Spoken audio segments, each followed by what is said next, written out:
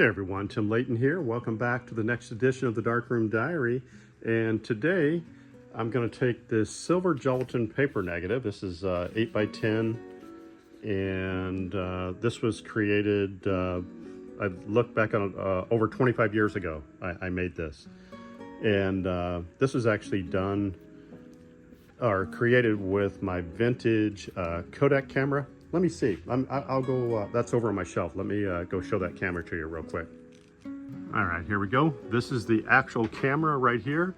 And this is the lens, standard lens that came with it. It's a Vinco, and it's an f6, or it might be a 6.8 if memory serves me right. But this is a 1909 edition. It's, as you can see, Eastman view number 2. It's in incredible condition, original holders here. I just keep everything here. It's got reducing backs with it, and I've had this thing forever, and I still use it. So anyway, that's the camera that I used, and I'll head back over and I'll show you what's going on over there. All right, so this is the paper negative. It's actually, it's RC glossy, and you can see that I focused primarily on the lily here. And it had this beautiful soft fall off, and so that's what we're working with there. So we're going to scan this. I've already scanned it and made a couple prints on a couple papers, and I'll talk to you about those here in just a second. But we'll go over, and I'll go over what I did in scanning, then I'll bring you inside of Photoshop and I'll show you the edits, and then we'll wrap it up. So what I'm doing is I'm on a quest for testing a variety of inkjet papers, because I'm making archival quality black and white prints, and I'm doing that on the Epson P800. I got a P900 as well, and I've got a whole bunch of articles on the site that talk about the archival differences between silver gelatin prints and the new modern inkjet prints with the advanced black and white mode. Now, I'm sure there are some similarities with Canon printers. I just don't have any experience with Canon, so there could be. So the research that I've done is on the Epson HDX and the Ultra inks, and so you can check that out. So just go to timlaytonfineart.com and you'll see lots of articles about that. So before we review these, this exact RC silver gelatin paper negative, this is a platinum, or no, I'm sorry, this is a palladium print of it here. So you can see it here rendered this way. And I printed this back in 2011.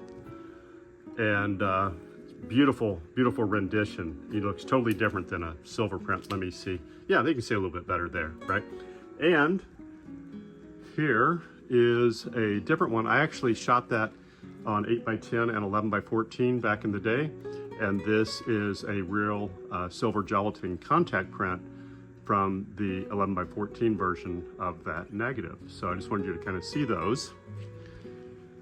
And the two papers that I wanted to print today were on the Canson Infinity, the Beretta photographic. And they actually have a version 2 of this paper out. I just happen to have some of the version 1 paper. And then the Hanamule Photo Silk Beretta paper. And these are the two prints. And I'm creating a print library and looking for differences and textures and tonality and all of that good stuff. So these are 8.5 by 11 paper, and that's an 8 by 10 negative. So I do it as a 1-to-1. And that way I have a little room here on the bottom, you know, to write, or I could sign that too, I guess, if that was a production print. But yeah, on this Canson paper, really, really happy. Look at that. That's really nice. So I'm really happy with that. And then here is the Hanamule paper. Really, really nice as well. And I'll try to get in, and so you can maybe, there you go, you can kind of see some of the, let's see if I can get it. Oh, there it is. You can kind of see some of the texture I'll try and do it with the Kansan paper here too. There, you can kind of see that as the light hits it. And that's what fiber paper does, silver gelatin fiber paper. So my initial thoughts are, when I look at these prints here, these are inkjet prints on the Epson P800 in advanced black and white mode, directly from this paper negative here. When I compare that, and it's going to be tough, to this, although it wasn't the exact same negative, but it was done at the exact same time. I did 8x10, then I did 11x14, same lighting, same everything.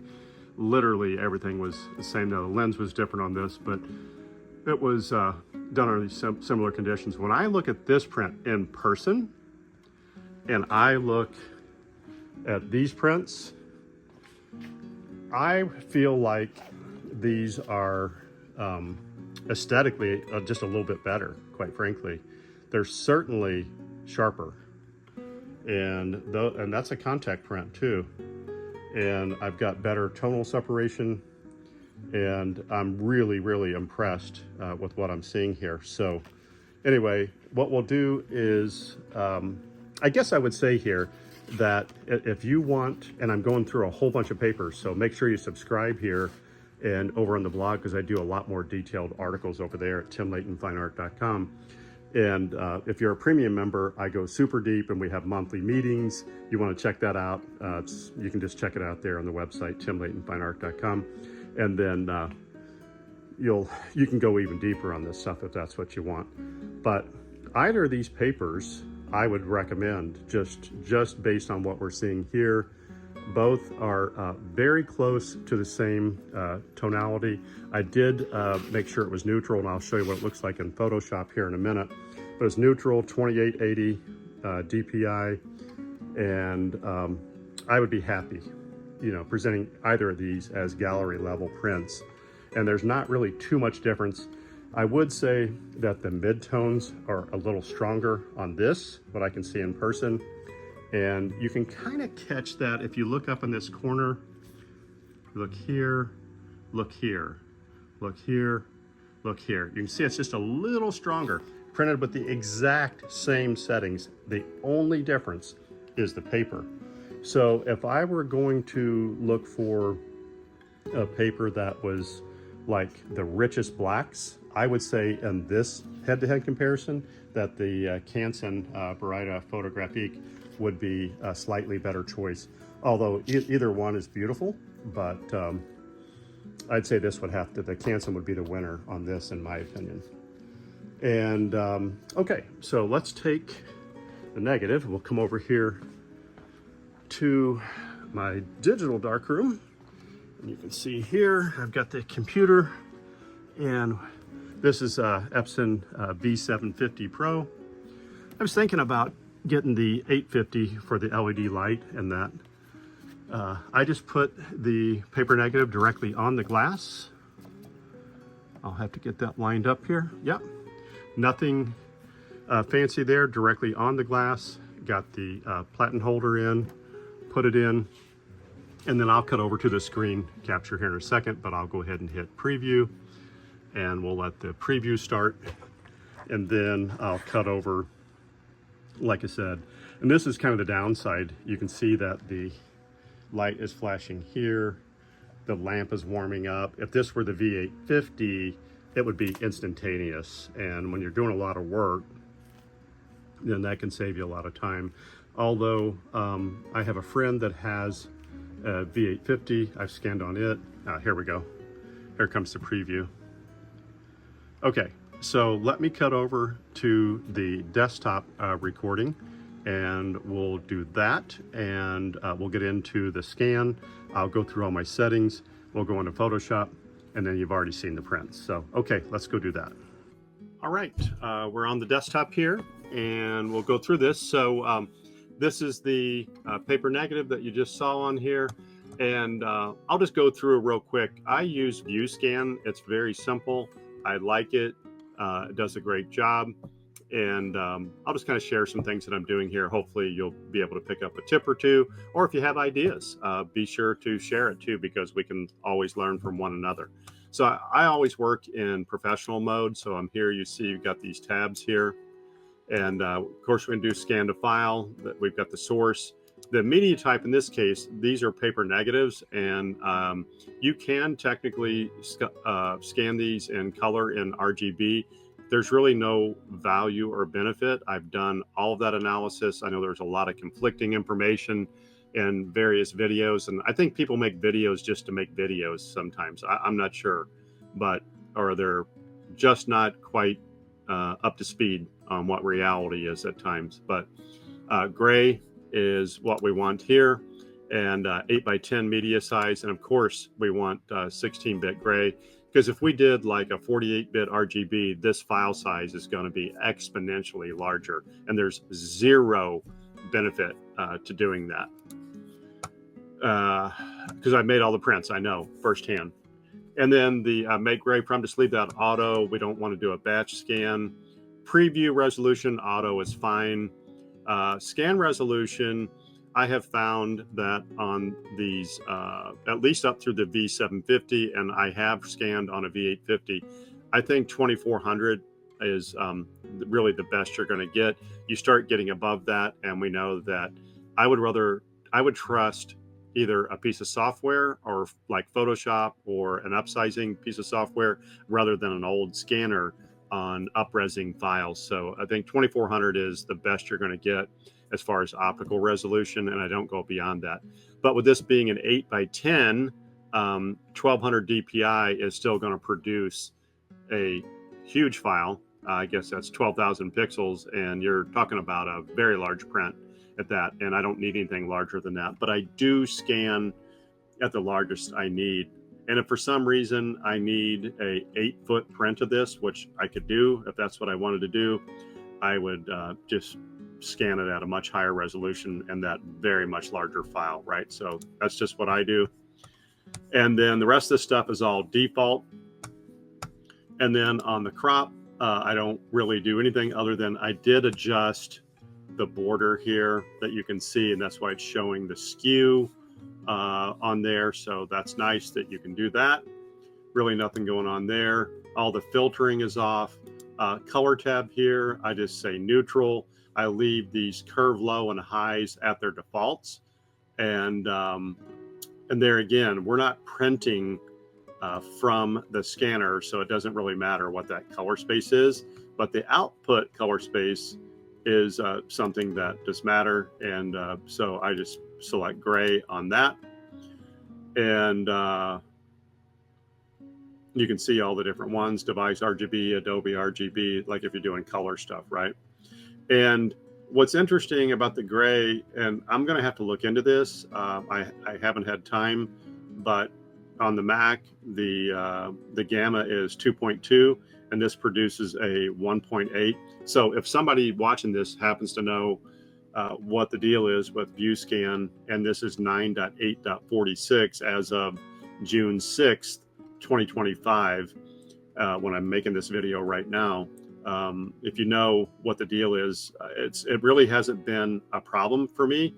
The gamma 1.8 has been fine, but I'd like to have those matching. I'm just picky, but it hasn't been a problem. I just wanted to mention that. And then the output, I just take it as file. And what's nice about having the professional version of ViewScan is you can create a raw file. So it's going to create a raw file as a DNG. And I do all that editing. You could do it in Lightroom if you want. I don't. I use Adobe Camera Raw and go straight into Photoshop from there, but it's the same engine, same difference. And then everything is kind of the default there. I don't want anything turned on. All this stuff is off, right?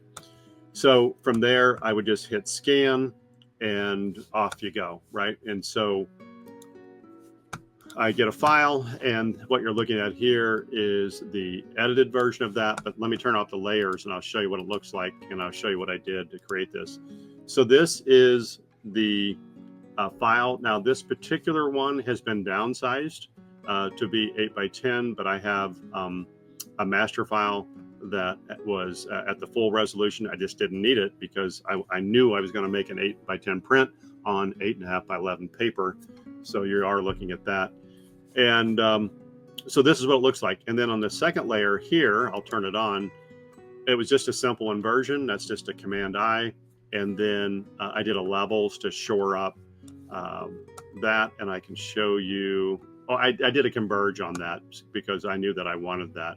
And if you notice on the original paper negative, in right here, my side lighting, put these pieces on the vase here. Let me take and get this out of the way here. Well, let's see here. I have to move this because, unfortunately, this stuff's in my way. Let me find the Epson scan here. Here we go. If you look here, you can see the highlights that were coming in from the side lights that were on the original piece. And I printed this both ways, but I kind of prefer it with it off. And if you recall looking at the silver contact print, I could have burned that in. It would have been very tedious, but I just chose not to. But I just wanted to kind of point that out. That's one of the nice things about the digital workflow. Once you get past the analog capture, to me, you really can't match the analog capture, the way that the organic nature of the material and the chemistry, and that it just creates something that is very unique. It doesn't mean that it's better than a digital capture and none of that stuff. It's just very unique, and it very much appeals to my eye, and that's why I've stuck with it for all these decades, right? So the next thing I did is I'll turn this on. You're going to see a big transformation. You see that I just basically duplicated the layer here, and then I did a Gaussian blur, and I just painted in with the brush. And you can see I really softened this up, because if you take this off, you can see there was actually some lines in the background here. There were creases, and the lens picked that up where there wasn't enough separation between the still life and the background and that lens. You can see here, it was kind of picking it up. You can see some lines here. And that was just from like folding up the backdrop over time and then, hanging it. And I thought the lens would probably blow it out, but you could see it. So I was just able to take care of that. And the way I handled that in the silver side of the printing in the darkroom is I just printed that down, is what I did to handle that. And then the last piece is I just had a bit of a levels adjustment. I painted in on the vase. So look at the vase here as I turn this on. I'll turn it off, turn it on, turn it off, turn it on. I wanted this to be just a little bit deeper, but with a hint of light. And that was it for the whole edit. I mean, this entire edit might have taken me 10 minutes. I had a little bit of cleanup to do. I had a couple spots on the paper negative or whatever that I knew were there, and very, very simple to do. But that's what it is. And then, with the Epson printer in advanced black and white mode, let me show you what settings I had there. So if I were going to go print this, and this is what I did earlier, all I did is set my paper size. You want to make sure you're sending 16-bit data. You want the most that you can on that. And we go into print settings. And you see here's that clue, the profile, the gamma 1.8. I do want to address that. I want to get that to match up. But like I said, the prints are beautiful. It's fine, but I want to get into that. Anyway, printer options. And I want to point out a couple things here. Color matching. You want to make sure that Epson is controlling this because we're doing advanced black and white. And that means that we don't need ICC profiles. The printer manages all of that. And that's why the Epson in particular is such a preferred tool for archival black and white prints. Now, you'll look at the research that's been done by respected institutions like, the Wilhelm Institute and PIP, those things. And I've got an article I just released today, as a matter of fact. I'll put the link below the video here. You can go check that out, where I researched, and I wanted to see what credible research existed in terms of comparing the archivability or the permanence of between, we know silver gelatin prints are great. We've got real proven history around that, some 150, 60, 70 years, something like that. And we don't have that much history, but we do have advanced scientific methods that we've never had before in history. And so it's pretty much emulations at this point, and whether or not they're right, none of us will be here to know. But the current level of scientific thinking is that these Epson advanced black and white mode with the ink sets that are used and the paper, along with, of course, the handling of the environment and all the other things that matter, you could reach as much as 400 years without any significant change. And, that's at least twice, if not more than twice, than a regular silver gelatin, even selenium tone print. So we don't know if that's really true, but that's what the smart people tell us. And I guess we'll just take their word for it and go make great art in the meantime. Anyway, so the color matching I wanted to point out, and then the printer settings here, you need to match the media type with whatever paper. And in the case of these two papers, it was premium photo glossy, but you do need to pay attention and read whatever the manufacturer says on the paper, and you can always do that. And then in this case, we'd be doing advanced black and white mode. I wanted a neutral print, but what's nice is you can cool that off, you can warm it up, or you can do sepia, and then you can control it here on the advanced tab in a minute. What's really nice about that is I've always toned my prints in the darkroom for 4 decades, right? And I've done it not only for the archival improvements, but certainly from the a bit of contrast, particularly on the selenium tone side, as well as the color. When you look at an on-tone fiber glossy or even fiber matte or semi-matte darkroom print, it looks neutral until you put a selenium tone version right next to it, and then it kind of looks slightly green, almost like an olive tint to it. And these prints are extremely neutral when they come out off the Epson. So that's nice. And then of course, if I want to warm it up a little bit, I can control that. If I want to do sepia toning, just like I have done in the darkroom for years and years and years, right? Decades. It's nice that we have those options here available to us. And then I would always print that at the highest resolution, and that's what those were at 2880. And then for the tone, to get those those richer tones, I find that darkest can be a little too heavy-handed. That's just my opinion. I tend to go darker, and then you can kind of play with this a little bit, where if you need greater density on the max optical density and the highlight tonality, you can play with that. You can kind of push some yellows or some reds or magentas in there, whatever you want to do. So you've got so many options that you can do if you want. And then I just hit OK. I save that, and I won't hit print because I don't need to print it again. And that's really all I did. So, from the entire workflow, from the time that in real time, without having to explain this, I took the negative out of the sleeve, the archival sleeve. I put it on the scanner. I scanned it. That maybe took 5 or 6 minutes. The editing maybe took 10 minutes, is being gracious, right? And so now we're up to 15 to 20 minute range, and then we'll give another, 5 minutes for printing.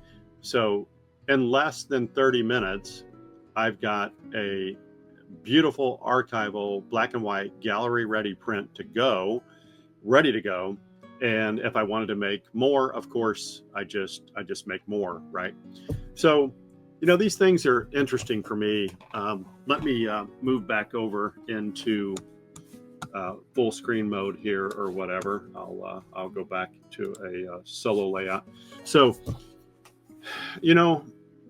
it's been a very tough journey for me, transitioning to this decision of still remaining true to a large format analog capture.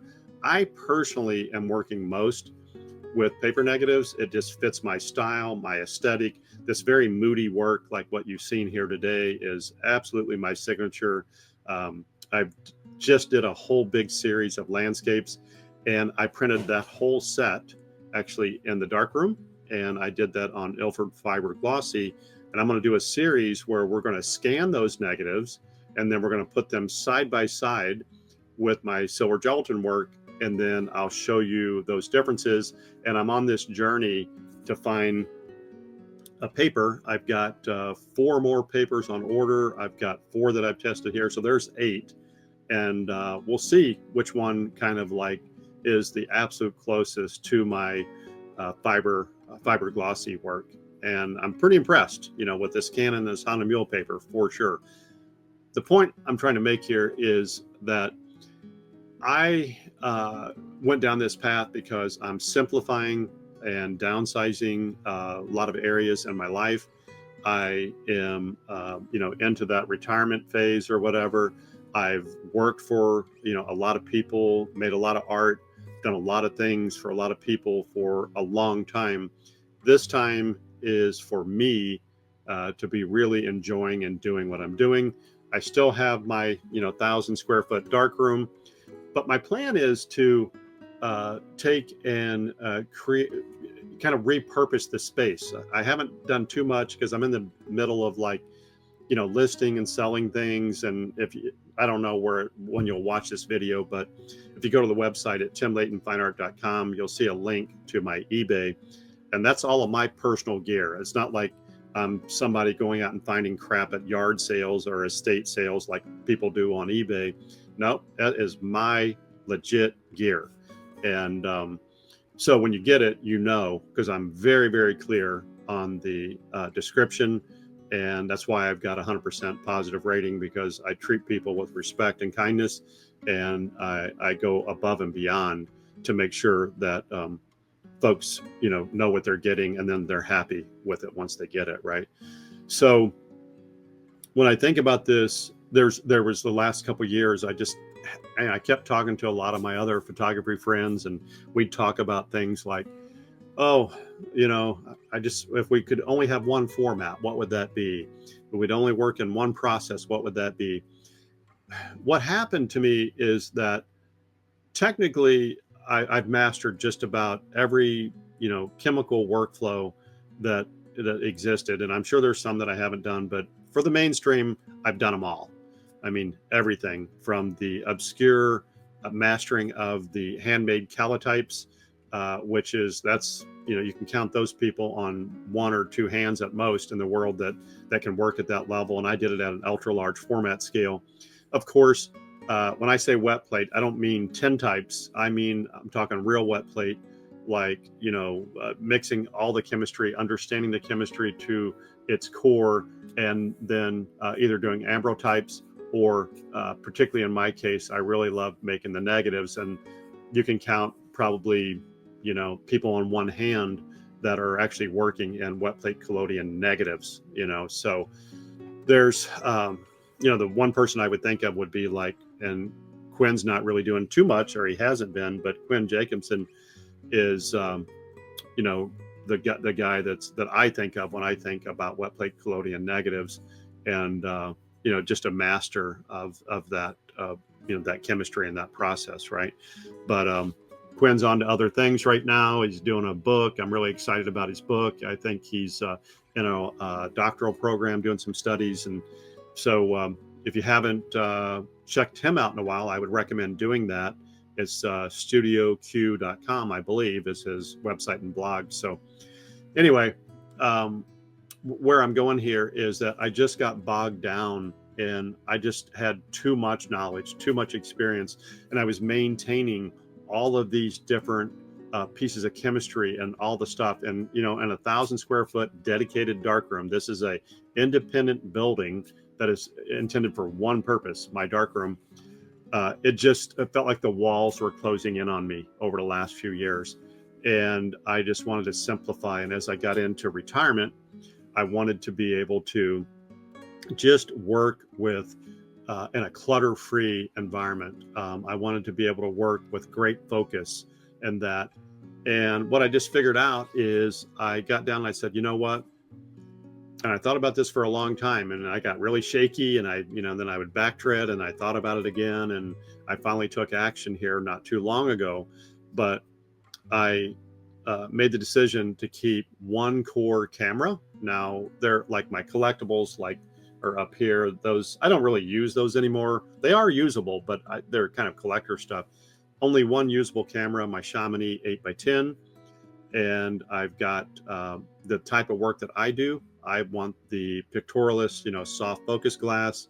And I'll do a different video on that, and I'll show you like what I've reduced down to. But basically, it's all the Burrito lenses and different focal lengths, the Spencer Portland lenses, and the Hermages Edioscope soft focus lenses. And then I've got one that's kind of unique that was a new make from Tree Tran on his signature pictorial lens, and I've got like 5 or 6 different elements on that. But even that's a lot of glass, but compared to what I had, it was a drop in the bucket. You know, I mean, I've got down to like one large Pelican hard shell case, and I guess I probably got, I don't know, 8 or 9 lenses that I've decided to keep, and there's an exact purpose for each one of them. But you know, I probably had 100 lenses that I had amassed over time for all this different work, right? And it just become overwhelming. It was just overwhelming to me, right? And same with the process. So what I'm doing moving forward is I am always committed and will be forever committed as long as I can physically do it, doing large format, primarily silver gelatin paper negatives. Even though I know how to make calotypes, even though I know how to do all this other stuff, just the chemistry and the commitment and the time, I would rather be creating and traveling and doing other things rather than that anymore. Because I had that chapter and period, and I am so grateful for it, right? And it's just something I wouldn't trade the sequence for the time that I've done in any of this stuff. And then I'm scanning like what you saw here today, and I'm still able to produce arguably something different, but it's still gallery quality archival work that I'm very proud of.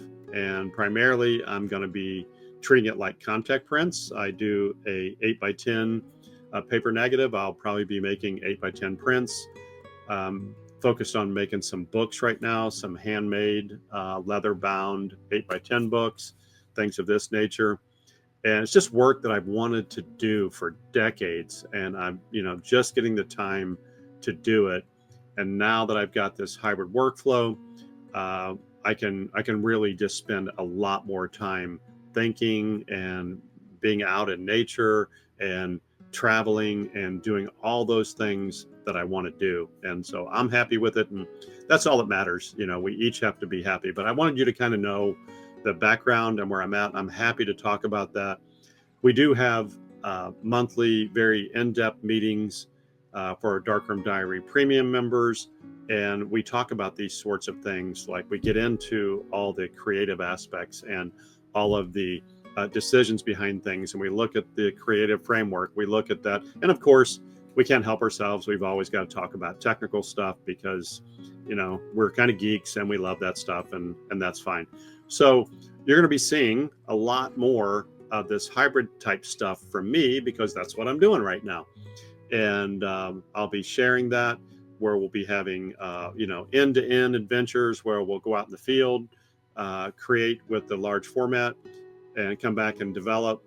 And what I'm actually, this is worth mentioning. One of the things I'm going to do is, I don't know at this point, like super long term, if I'll even keep this building.